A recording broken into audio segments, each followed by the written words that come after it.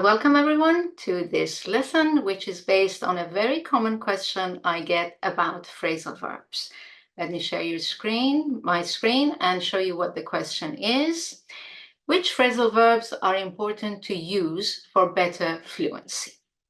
Now, I have always said, as you know, that phrasal verbs are an important part of English vocabulary, and you need to learn them primarily to improve your reading and listening comprehension. I have insisted that you don't need to use them yourself that often. The question always comes back, but do I need to make an effort to use all of them to be more fluent? And my answer is no, not all of them, but some of them, yes. So let's have a look at the ones that I personally feel you don't need to use necessarily. And that is when a phrasal verb has a one-word synonym that's not too formal. I have 3 examples here for you. For example, give up, call off, put off. The synonyms, the ordinary synonyms for these 3 verbs are quit, cancel, postpone. Now, quit, cancel, and postpone are everyday words that we use very often. They are as fluent if you use them as give up, call off, and put off. So in this case, there is no need to make a huge effort to remember, oh, I should say call off instead of cancel. No point. You can say, she gave up smoking ages ago, she quit smoking ages ago. You can say they may call off their trip, they may call off, or they may cancel their trip. You can say, can we put off our meeting until next week, or postpone our meeting until next week, right? So when there is a one-word synonym, a common one-word synonym, there is no need to make a huge effort to use them, but of course you need to understand them. So let's look at when it is a bit more necessary, a bit better to use phrasal verbs. There are 3 categories that I'd like to mention here to you.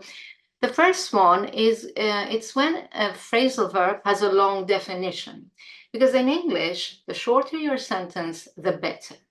So I've chosen about 8 of these that I would recommend you focus on and activate in your own speech. The first one is get on or get along, which is to have a good relationship with someone. For example, she gets on well with her cousins. A good one to activate and use. Let's look at the second one that I would recommend you activate is come across. It's a very handy and common phrasal verb, and you know that it means to find by chance. So, for example, I came across a very interesting article the other day. Number 3 that I would recommend you use actively is look up. And that is, I'm sure you understand these verbs, but the point now is try to actively use them. Look up, find information in a book or online. Let's look up Prince Harry's date of birth, is my example here. Number 4, bring forward, an important one. Bring forward is the opposite of postpone, and it means postpone is to change to a later date, and bring forward is to change to an earlier date. Can we bring forward our meeting to this week? Number 5, take out. Take out in the meaning of arranging insurance, loans, subscription, etc. with a company, with a bank, with an organization. For example, why don't you take out a short-term loan? That's a good one to activate. Next one I've chosen is run out, and that is to exhaust the supply of something that you've been using.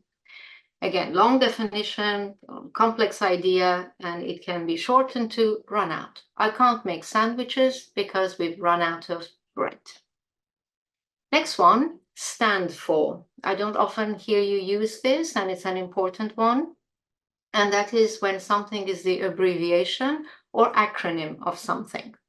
So I've got 2 examples here for you. The first one is an acronym, NATO. What does NATO stand for? And the second one is an abbreviation, MP. What does MP stand for?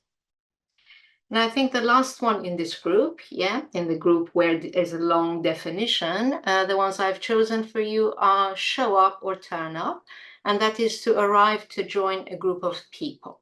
For example, he said he was joining us for dinner, but never showed up or never turned up.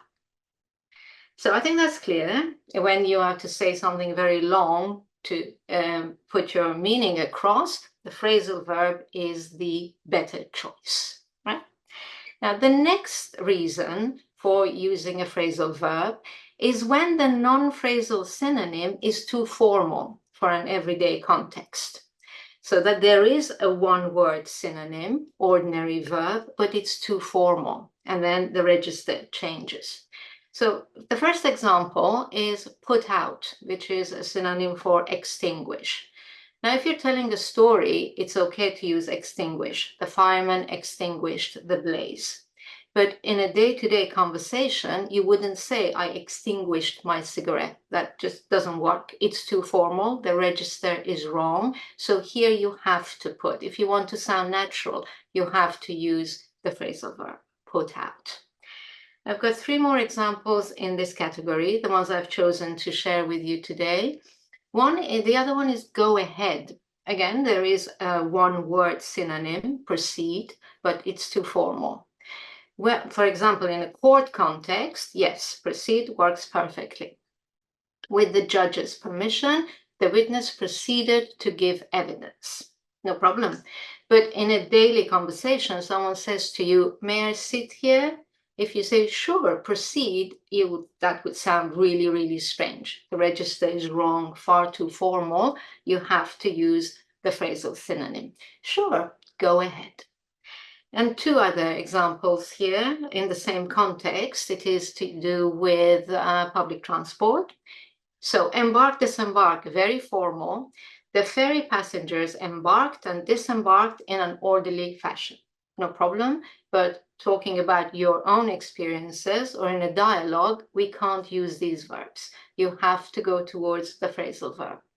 We not embarked on the train at midnight, but we got on the train at midnight. Or not let's disembark at this station, let's get off at this station.